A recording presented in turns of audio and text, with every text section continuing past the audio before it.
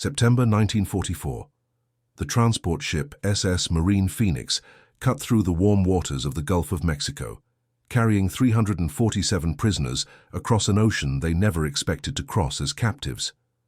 Lieutenant Commander Takeshi Yamamoto stood at the railing, watching the flat, endless horizon of water give way to a distant green line. He had commanded a submarine in the Pacific, hunted American destroyers through coral atolls, and believed until 6 months ago that surrender meant death and dishonor worse than any fate imaginable.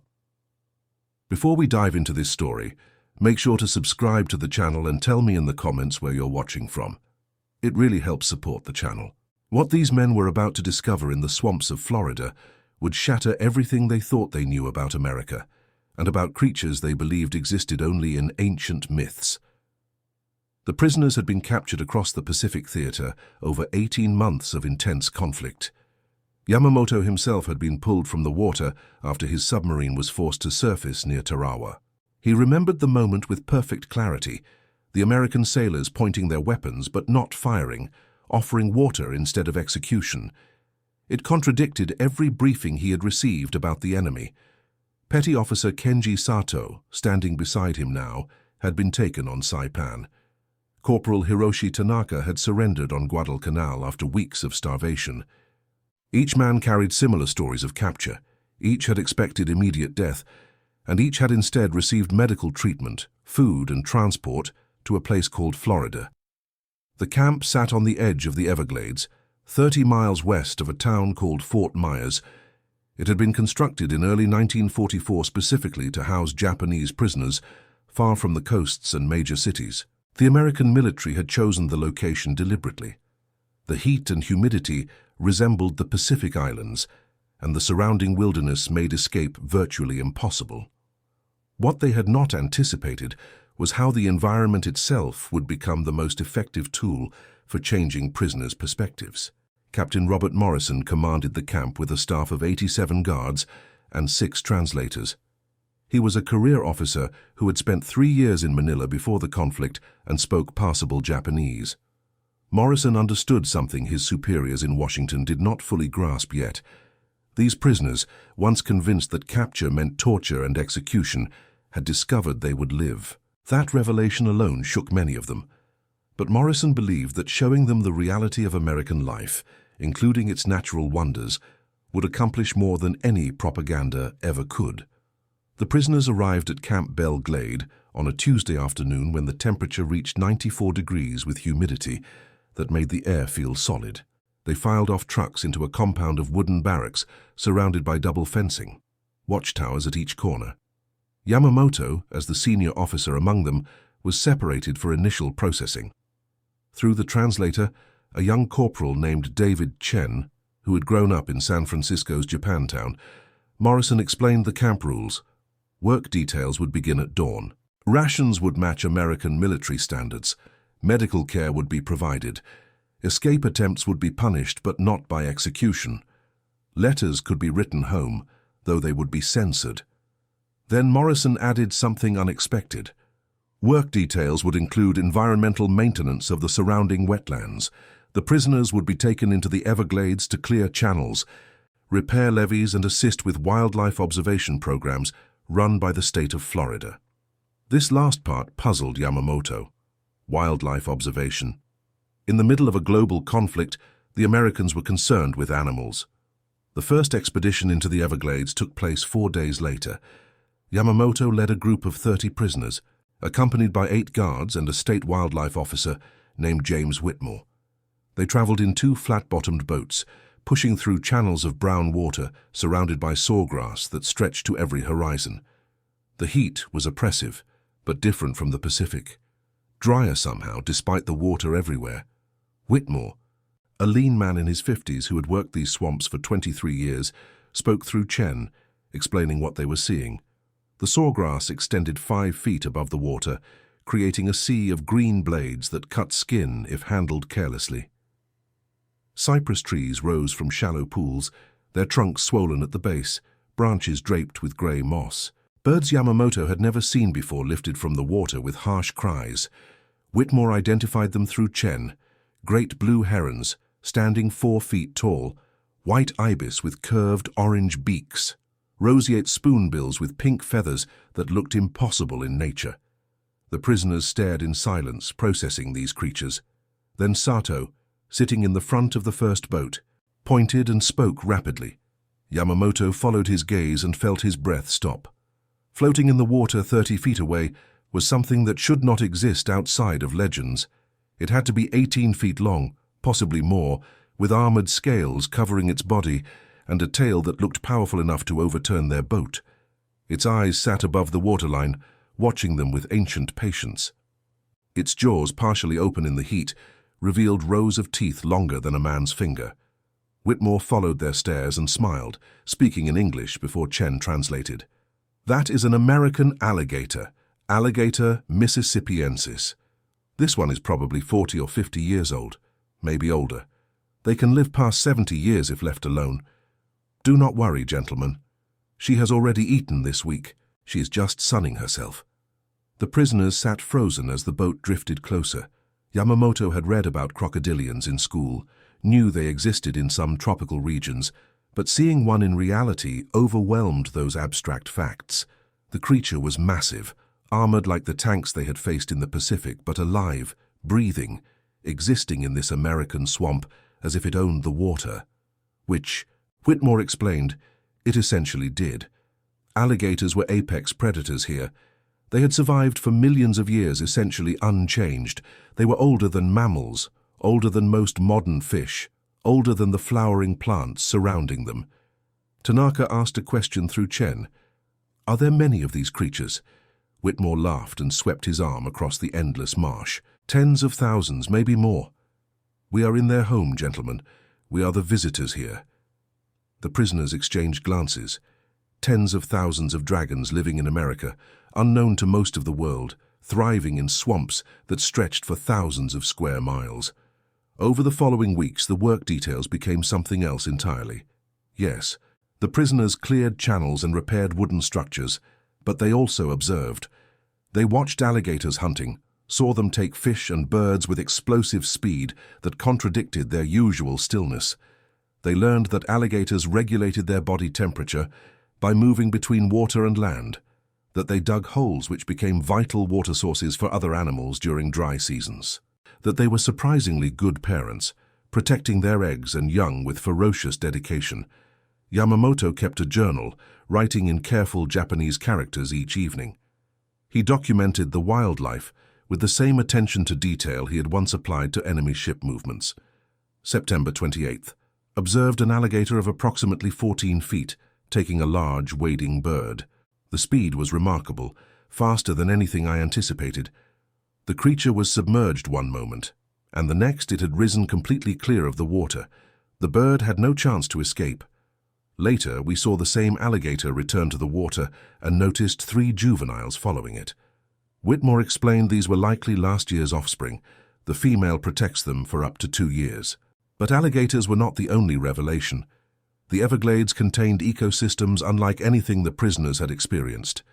Whitmore introduced them to river otters that played in channels with obvious joy, to manatees, massive gentle creatures that grazed on underwater vegetation and surfaced to breathe with loud huffs of air, to the Florida panther, though they only saw tracks. Whitmore explaining that perhaps fewer than 100 of these cats remained in the entire state. The prisoners also encountered the less charismatic residents, water moccasins, venomous snakes that swam through the channels and sunned themselves on logs, their bodies thick and patterned. Mosquitoes in clouds so dense they had to wear netting over their faces during dawn and dusk work periods. Fire ants that built massive mounds and delivered stings that felt like their name. Alligator snapping turtles that Whitmore warned could remove fingers with their hooked beaks. Through all of this, something shifted in the prisoners' understanding. They had been told that America was soft, industrialized, disconnected from nature and tradition.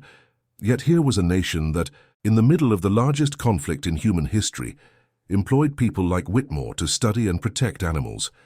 The state of Florida paid his salary to track alligator populations, to monitor bird rookeries, to ensure that the Everglades ecosystem remained healthy, despite the demands of agriculture and development. This made no logical sense to men raised in a culture where every resource was dedicated to military victory. Yamamoto asked Morrison about this one evening, sitting in the commander's office after a work detail. Chen translated the question carefully. Why does America spend money on animal protection during wartime? Morrison leaned back in his chair, considering his answer. Because, Lieutenant Commander, we believe that what makes a nation worth defending is not just its people or its borders, but what it stands for. We stand for the idea that there is enough food, enough land, enough resources to both fight a conflict and protect the natural world.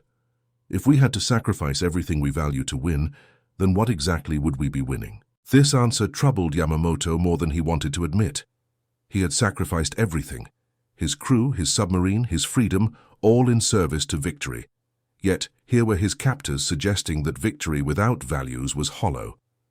He wrote about this in his journal, but struggled to articulate his confusion.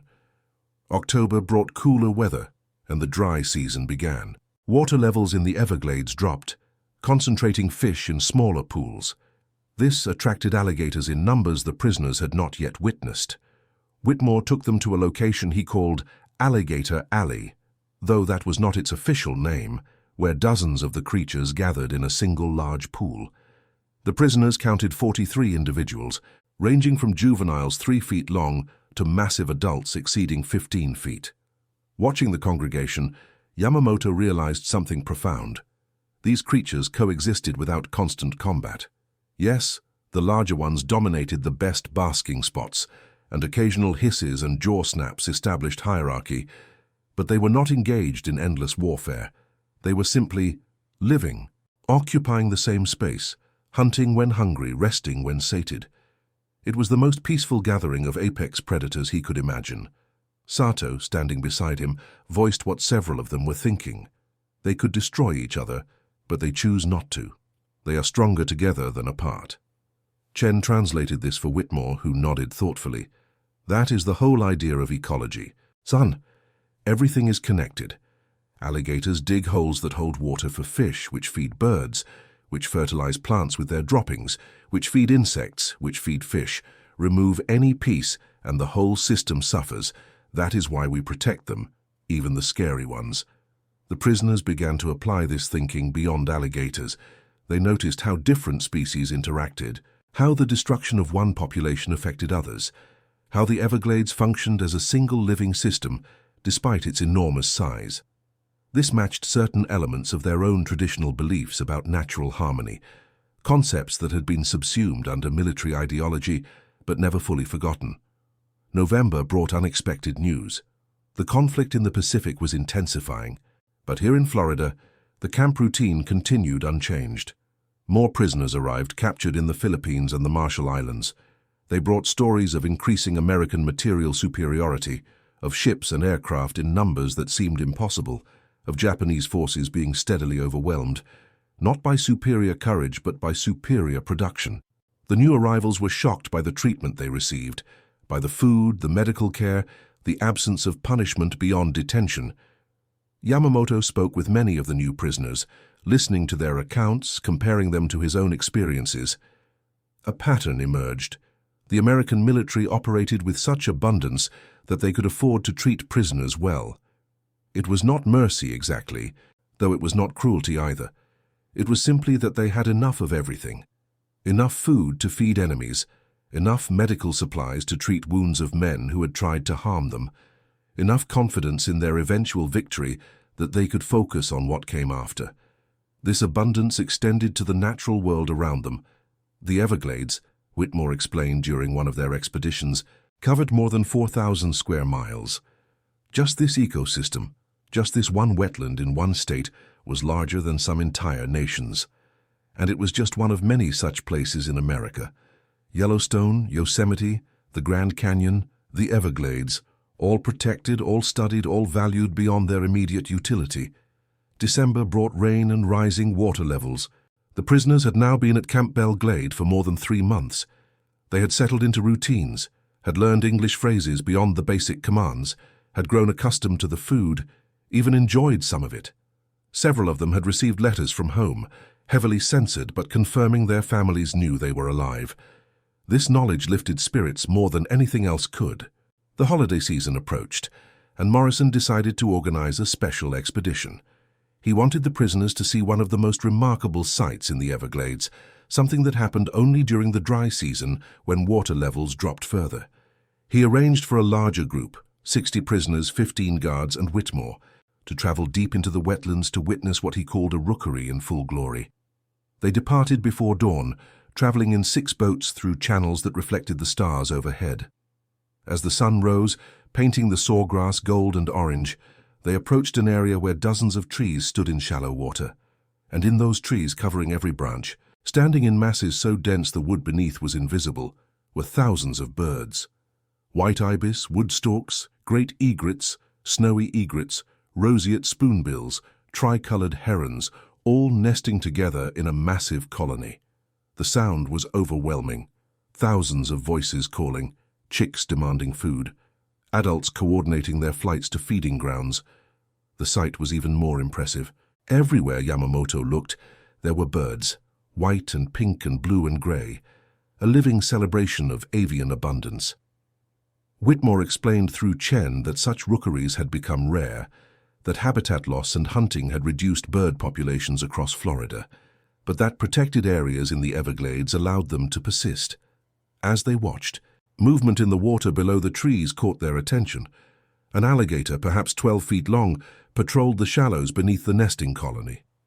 Whitmore smiled at their concern. She is not hunting the birds. She is waiting for something else. Watch. Minutes passed. Then a small shape fell from the trees, a chick that had tumbled from its nest.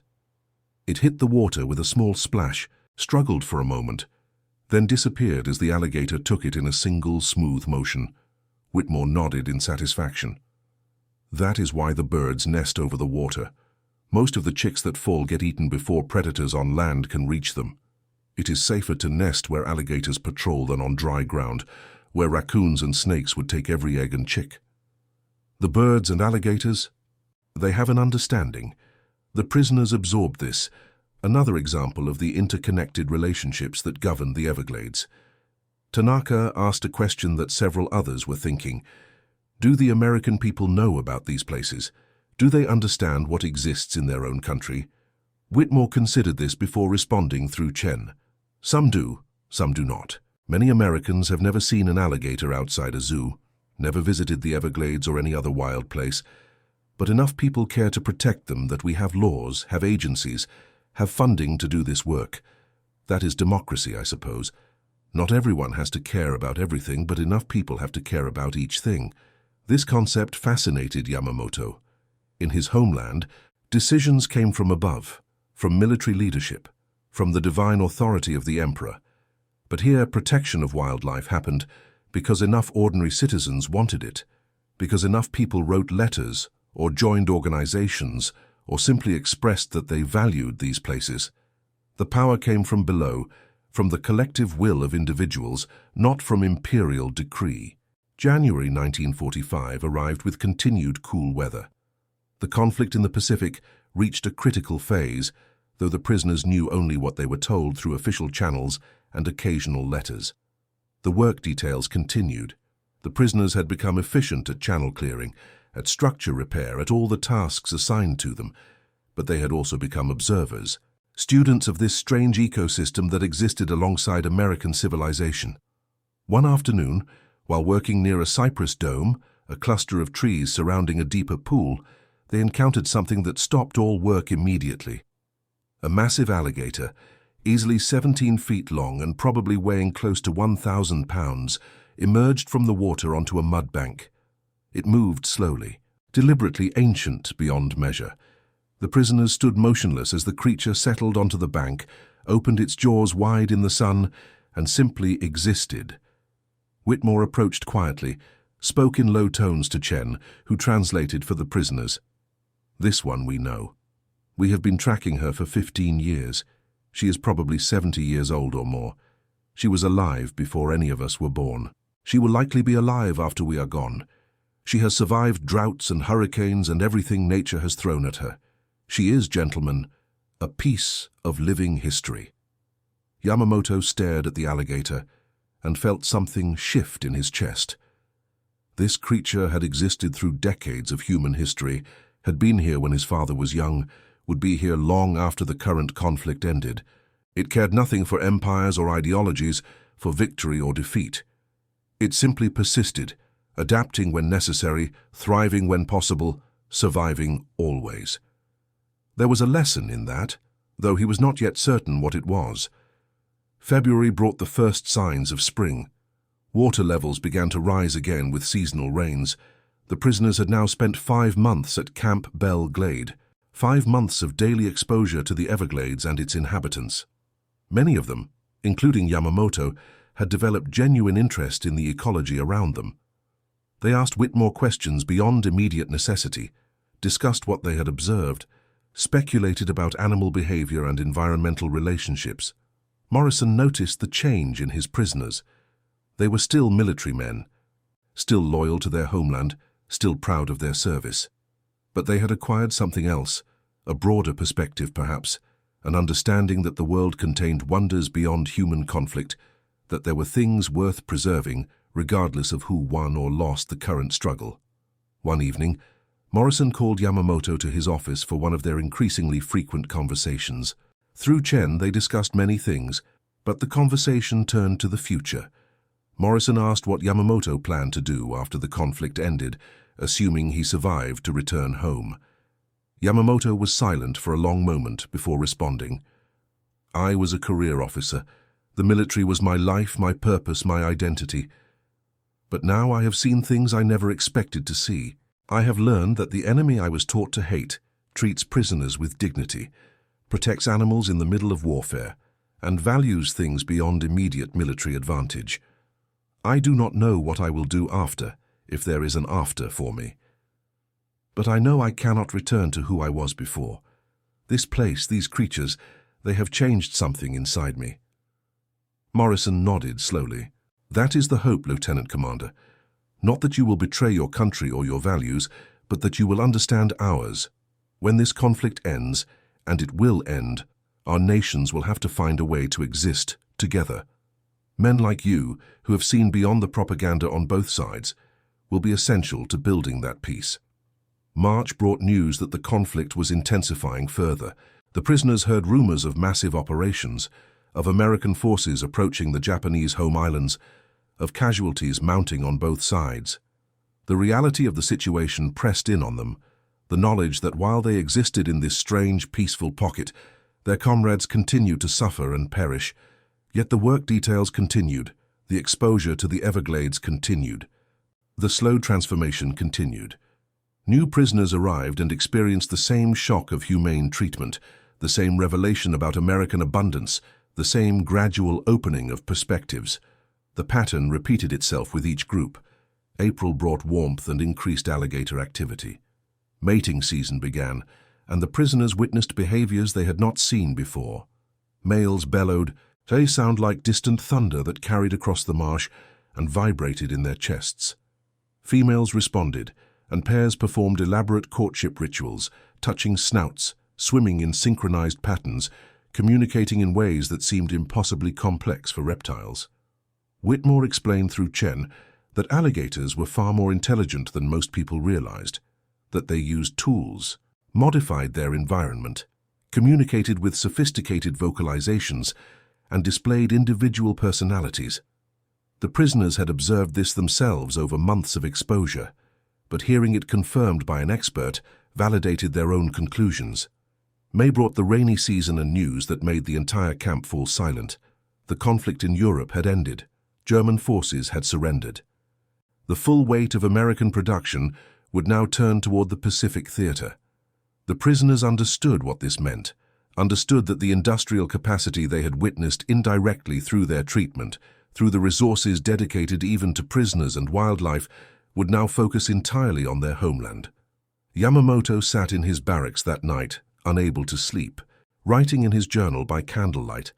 The entries had evolved over 8 months from military observations to something resembling a natural history text mixed with philosophical reflections. His final entry from that night read, We believed we were fighting soldiers and ships and machines. We did not understand we were fighting a nation with such abundance it could wage total conflict while still protecting swamps and alligators. How does one defeat an enemy that has enough of everything? How does one resist an ideology of plenty? June brought heat and humidity that rivaled the worst of the Pacific. It also brought the news everyone had anticipated and dreaded. The prisoners learned of massive firebombing campaigns against Japanese cities, of casualties that numbered in the hundreds of thousands, of defensive preparations for an invasion of the home islands. They learned that American production had reached staggering levels, thousands of aircraft and ships and vehicles produced monthly, numbers that seemed impossible, but that they now believed. The work details continued, as if the outside world did not exist. The prisoners still ventured into the Everglades, still cleared channels and repaired structures, still observed wildlife. But the atmosphere had changed. Everyone understood the conflict was approaching its conclusion, understood that conclusion would not favor Japan. Yamamoto found himself spending more time watching alligators, finding strange comfort in their ancient persistence. They had survived asteroid impacts that destroyed the dinosaurs, had survived ice ages and climate shifts, had survived human encroachment and hunting pressure. They adapted when necessary, endured when adaptation was not possible, and continued existing regardless of what happened around them. There was wisdom in that, perhaps. Not surrender, not defeat, but survival to continue beyond immediate circumstances. July brought news that filtered through official channels and letters. Massive operations were underway in the Pacific. American forces were approaching the Japanese home islands. Casualties were horrific on both sides. The prisoners existed in a strange limbo, aware of the catastrophe unfolding across the ocean, unable to affect it, isolated in their Florida swamp with their alligators and birds and humid daily routines. Then came August, and with it news that changed everything. 2 weapons of unprecedented power had been used against Japanese cities. The descriptions were vague, carefully censored, but the implications were clear. Hundreds of thousands had perished in moments. The scale of destruction was beyond anything previously imagined. Days later, more news arrived. Japan had surrendered unconditionally. The conflict was over. The camp fell into stunned silence. For days, the prisoners moved through their routines mechanically, processing the reality of defeat, of surrender, of the end of everything they had fought for. Some wept openly, others sat in silence. Several became angry, raging at the surrender, insisting they should have fought to the last man, but most simply tried to understand what came next. Morrison addressed them through Chen, explaining that repatriation would take time, that they would remain at the camp until transport could be arranged, that the treatment they had received would not change despite the conflict's conclusion. He also shared his hope that what they had learned here about American values and intentions would help in rebuilding relationships between their nations. The work details resumed after a week, and with them, the trips into the Everglades. Yamamoto found himself back in the flat-bottomed boats, moving through channels of brown water surrounded by sawgrass, watching alligators bask in the sun exactly as they had for millions of years. The conflict had ended, empires had fallen, hundreds of thousands had perished, and yet here the alligators continued their ancient routines unchanged. Whitmore spoke to them during one of these expeditions, his words carefully translated by Chen. The Everglades was here long before nations existed, and it will be here long after they change and evolve. These alligators, these birds, this entire ecosystem, they persist because they adapt, but also because they endure. There is a lesson in that for all of us, I think. Not everything has to change completely. Some things survive by remaining true to their nature while adjusting to new circumstances. September arrived, marking 1 year since the prisoners had arrived at Camp Belglade. They had been informed that transport ships would arrive in October to begin repatriation. The prisoners prepared to leave, organizing their few possessions, writing final letters home, trying to imagine what awaited them in a defeated homeland they had not seen in years. Yamamoto requested one final trip into the Everglades, and Morrison granted permission. A small group, just 10 prisoners, 4 guards, Whitmore and Chen, ventured deep into the marsh to a location Yamamoto had requested specifically. The place where they had first encountered the massive female alligator, the one Whitmore estimated to be 70 years old or more. They found her in the same area, on the same mudbank, basking in the late summer sun. She looked identical to their first sighting, ancient and powerful and unconcerned with human affairs. Yamamoto stood at the boat's edge, watching her, and felt tears he did not try to hide. This creature, this dragon from American swamps, had taught him more about survival and persistence than any military training ever had. He spoke, and Chen translated for Whitmore and the guards. "I was taught that surrender meant the end of everything, that defeat meant dishonor worse than death. But I have seen that life continues after defeat, that there are wonders in the world beyond victory or loss, that survival itself is an achievement worthy of respect. This creature she has survived for 70 years by being exactly what she is, not trying to be something else, not denying her nature, but adapting when necessary and enduring when adaptation is impossible. I think perhaps Japan will have to learn the same lesson. We cannot be what we were, but we can be something new that still honors what we are." Whitmore listened to the translation and nodded slowly. His response came through Chen. "That is the hope for all nations after conflict, son, that we can change what needs changing while preserving what makes us who we are. These alligators, they are perfect examples. They have not changed their basic nature in millions of years, but they have adapted to countless environmental shifts. That is the balance we all seek." October brought the transport ships, the prisoners assembled with their few possessions, preparing to leave the camp that had been their home for 13 months. Morrison addressed them one final time, expressing hope that the understanding they had gained here would serve them well in rebuilding their nation, that the humane treatment they received would inform their own actions toward former enemies, that peace between their countries would prove lasting. Yamamoto, as the senior officer, responded on behalf of all the prisoners. Through Chen, he expressed gratitude for treatment that exceeded anything they had been taught to expect, acknowledged that exposure to American abundance and values had changed many of their perspectives, and particularly mentioned the Everglades and its wildlife as an unexpected gift that had provided context and comfort during their captivity. The trucks arrived to transport them to the port. As they drove away from Camp Belglade, Yamamoto looked back at the endless green of the sawgrass marsh, at the distant shapes of birds rising from the water, at the wild beauty of a place he would never see again, but would never forget. Somewhere in that vast wetland, the ancient alligators continued their routines, unchanged by human conflict, persistent across millennia, embodying a kind of victory that had nothing to do with warfare. The journey home took weeks, crossing an ocean that had been a battlefield and was now just water. Japan was devastated, cities reduced to rubble, the population traumatized by defeat and the unimaginable weapons that had forced surrender. Yamamoto returned to find his family had survived, but his home had not. Everything he had known was gone or transformed beyond recognition, yet he carried with him something unexpected, knowledge of a place where ancient creatures thrived in American swamps, where a nation wealthy enough to protect alligators during wartime had demonstrated a kind of power more impressive than any military victory. He carried understanding that survival itself was achievement, that adaptation did not mean surrender to everything, that some core nature could persist through transformation.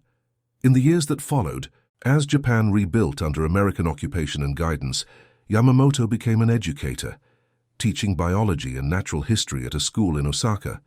He wrote extensively about the Everglades, about alligator ecology, about the interconnected relationships that sustained complex ecosystems.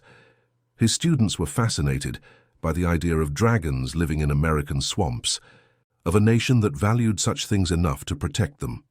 He corresponded with Whitmore until the wildlife officer's passing in 1967, exchanging observations about ecology, about the state of the Everglades as Florida developed, about the ongoing challenges of conservation.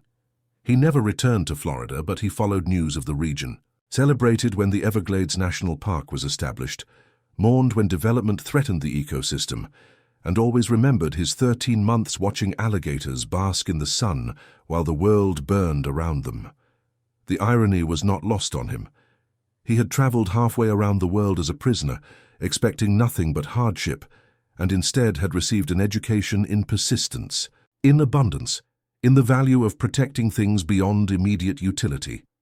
The alligators of the Everglades, ancient and armored and utterly indifferent to human conflict, had taught a submarine commander more about survival than any military doctrine ever could. And that concludes our story. If you made it this far, please share your thoughts in the comments. What part of this historical account surprised you most? Don't forget to subscribe for more untold stories from World War II and check out the video on screen for another incredible tale from history. Until next time.